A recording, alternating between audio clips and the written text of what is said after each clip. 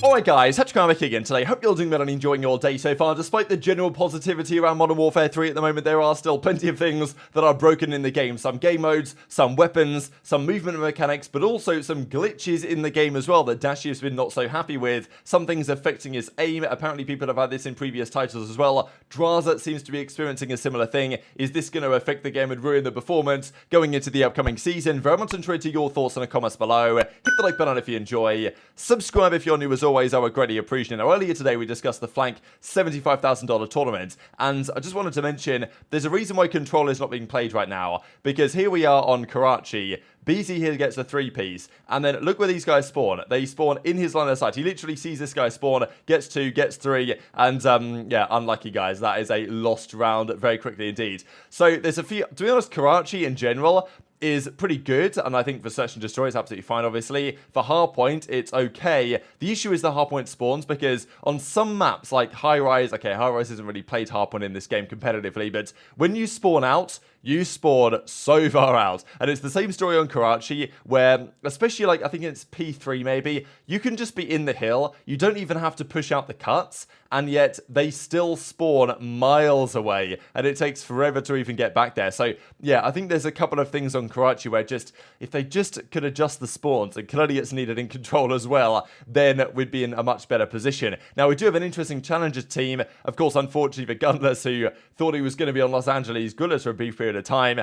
That's not happening anymore. He's going to play with Classic, who is the sub. Is he still the sub for FaZe? I think he probably is. Paulx and Decimate. Now the thing is, of course, for Challengers, this was going around last night, and we're now, you know, nearly a day on from when this was first getting talked about, so it's quite possible there's been a roster change already, because it's Challengers, you know, so, you know, can you guarantee this team is still the same? Not necessarily. Also an update on the Breaking Point ladder leaderboard. Have a look at this. So we saw the other day, I think it was Shotzzy and also Scrappy that were saying, look, we need to take down Drazah and start to beat this guy. And actually, Drazah after them went on a pretty massive loss streak and ended up down 5 places here. So top of the leaderboard was all of the 3 Rocker guys, who have all been looking very good lately in 8. I mean, Vivid is actually also known as a bit of an 8 demon, to be fair. But for now, he is number 1 by quite some margin. If I just hit the refresh on this one, we can see that Vivid is number 1 by quite some way, really. 14 in 4 so far, Vivid. Almost 1,300 MMR. Then it's Awakening. Drazah has climbed back here, actually, with a couple of wins in a row,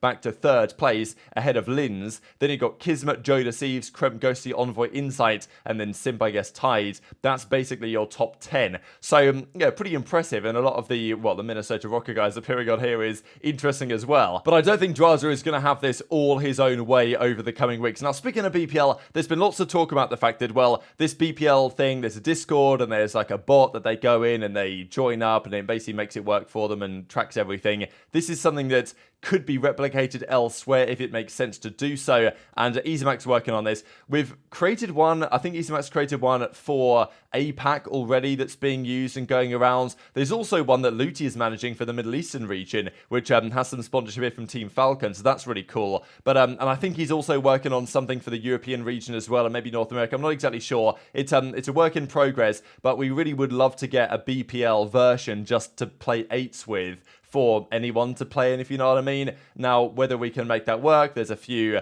you know, things we've got to figure out. So in certain regions, it exists, and over time, maybe we can get like a global leaderboard, or have something where, you know, players can, there's like an open one, and then you can work up into like the Challengers C tier, and then work up to the Pro tier. I don't know, but it's been really cool so far, and Austin's been doing a killer job on it. So long may that continue for the time being. Now, we've got to talk about this drama as well, because the other day we saw the Sentiment developers said they are looking into snaking, because last night, the 75k Zuma tournament, great fun to watch, but the one problem that is evident is the snaking is pretty bad, and it is what it is when people are going prone just about, then sprinting forwards, and you can fix this by preventing players from going from prone straight to sprint, kind of like what they did back in Black Ops 3, or you can, you know, there's other options, there's a cooldown, an exhaustion thing or whatever that Clayster has proposed. But so far, there's not been any updates on that necessarily, but there's another snaking exploit which has been in the game, which is kind of like more what we used to consider snaking back in the day, which is when you can basically run around or slither around on the ground as if you're sprinting, but you're actually prone. Now, people said initially you could only do this on keyboard and mouse, but I think people found out a way to do it on the controller as well. So look at this guy slithering around on the floor, and they're working on a fix to this particular glitch. So this is like what you might consider snaking, but it's I mean, it's pretty funny to be fair, but it's not used often enough or really viable often enough in too many games to be, you know, nowadays we call snaking what Cellium likes to do. However, they have said, Sledgehammer, that yeah, they're looking into this exploit that allows players to sprint while appearing in the prone animation, and then Sledgehammer say, you know, the end to snaking type thing, you know, cross snaking, which probably isn't related to what we usually consider to be snaking, but the other day a Sledgehammer dev said they're looking into it and they're considering what they can do, because they want to ensure that good players can still use the movement, because at the end of the day, if you know, there's certain ways you could nerf snaking that kind of just nerf the good players. Like, let's say, for example, they decided, you know what, we're just going to remove prone position. It no longer exists. You can no longer go prone. You can't go prone in Counter-Strike.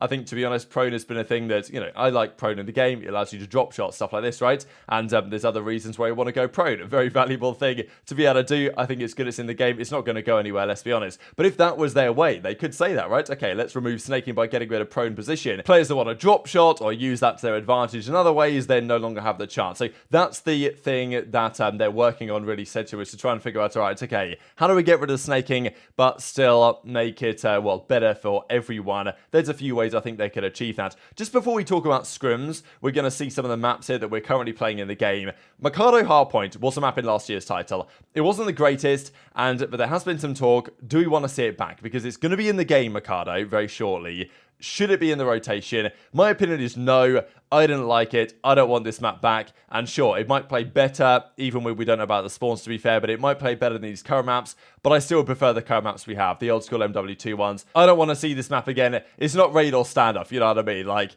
it's not good enough to me to be brought back for another season. But some pros might agree. And to be fair, would Mikado play better than some of the maps you currently have? Quite possibly, yes. But I just don't want to see it again. So I don't really have a particularly good reason for that, but it just is what it is. Now let's talk about these maps, because here we go. We've got FaZe playing some sub base up against Temp's team. Temp didn't, they weren't playing last night, I believe. He took a break for a day. They played the day before, and got to be said, FaZe right now are probably looking like the best team. I don't really know. It's kind of up and down, and we don't see too much from FaZe, but nonetheless, Simp here drops 45 on the sub base hardpoint for the win. So yeah, Simp on this game has obviously been looking pretty good so far, but there was one set of scrims played between OpTic and the Carolina Royal Ravens last night, and that's what we see here. This eventually was a very tight series, went through to the way of Carolina. Gotta say though, we talked about Pred for quite some time, his visa struggles, getting out to the States in time. He's now there, and look, they took basically a week off trying to wait for that to occur. But Carolina, clearly, Real is not in the States yet. He's, I'm guessing, back in Spain, playing on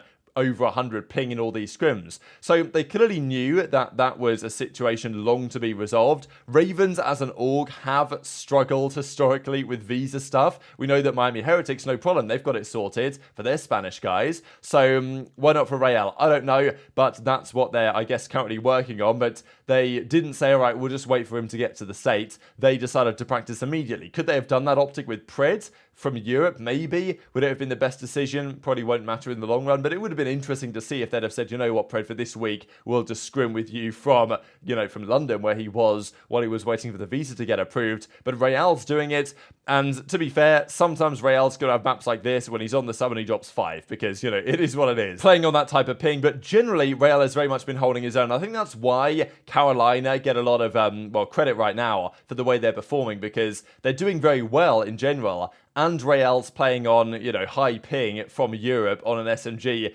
generally, and is having a pretty hard time, and yet they're still delivering good results. So maybe then, you know, the training weights come off or whatever when he gets to the States, and all of a sudden they're the best team of the game. I don't know, but they did beat OpTic here on the Invasion, 250 to 218, and obviously you guys can have a look at the hill time on this one, because yeah, this map I think it makes sense for Dashy to be soaking up a fair bit of the time. So it's always interesting to see OpTic are faring on that one going forward. They then won the Karachi 250 to 244. OpTic then bounced back and won the Skid Row 259 198. And then the sub base, again, an absolute bagger. Like every single sub base I see pretty much is an absolute grueler. And we got 219, 215 here in the end in the favor of the Ravens. So yeah, they played 5 maps. Carolina 1 and 3, OpTic 1 and 2. Close maps though, I think that OpTic are definitely getting better and improving, but Carolina still to me looking very impressive so far. And Shotzzy 36 and 35 here, which is kind of exactly what you'd probably expect him to be doing. Now, just before we discuss this glitch that Dashy's been frustrated on, there has been some talk as well about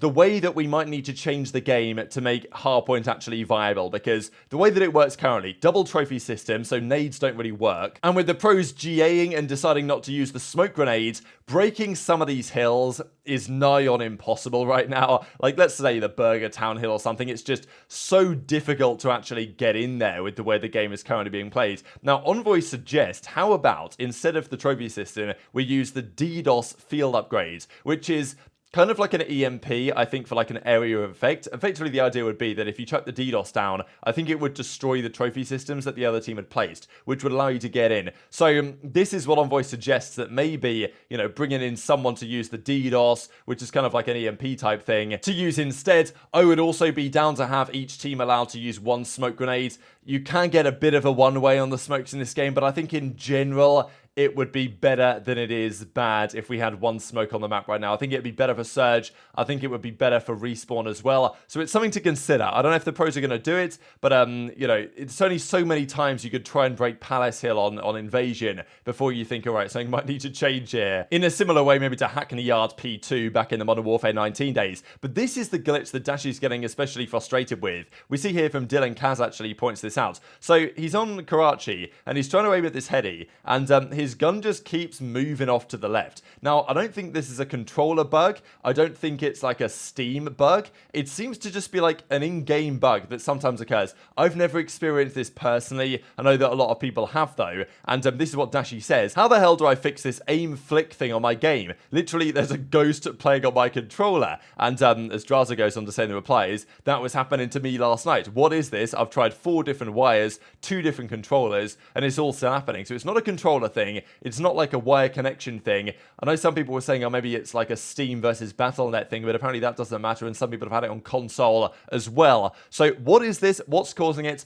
To be honest, I don't really know. And, you know, Zelts is like, hey, what if you try mouse and keyboard? Maybe that will fix your issues. So if you guys know any more about this, definitely intrigued to hear it. But it's a strange glitch, and people are also saying that they've seen this back to, like, even Vanguard. This happened for some time now, but it's not a glitch that you really want to happen, because, you know, you load into a CDL match and you start to get this glitch where a ghost is taken over your controller. That could cost you a win, that, you know, cost you a championship victory, who knows. So it's a glitch they've got to think about. Dashy's experiencing it, Drazah's experiencing it. Just another one for Sledgehammer to add to the list to try and figure out what's causing this and what might potentially be required to resolve it. Just before we close out here, wanted to mention, this is pretty much the MCW class people are running right now. There are some variations on this from some players. I think Scrappy has a slightly different one, but in general, you're seeing the billeted break on the muzzle, the 16.5-inch Cyclone long barrel, whatever sight you want, the Regal heavy stock. These 3, like these 4, the billeted break, the Cyclone long barrel, the heavy stock, and then the reflector or whatever sight of your choosing. That's basically the 4 that people always use. And then people either use the PSL or whatever it's called, PSGL, rear grip, something like that anyway, and or they use the high grain. And that's kind of become more of a meta lately, is to use the high grain rounds, gives more bullet velocity, better damage, stuff like this, or you can use the rear grip option that I just mentioned, but that's basically the class. So intrigued to your thoughts in the comments, hit the like button if you enjoyed, subscribe if you're new, take care, and I'll see you next time. I have a hard point brain right now. All I'm thinking is a hard point. I literally said to my girl last night, I was like, yeah, go. I was like, I'm gonna go bottom mid, but I meant to say downstairs. I've been playing way too much fucking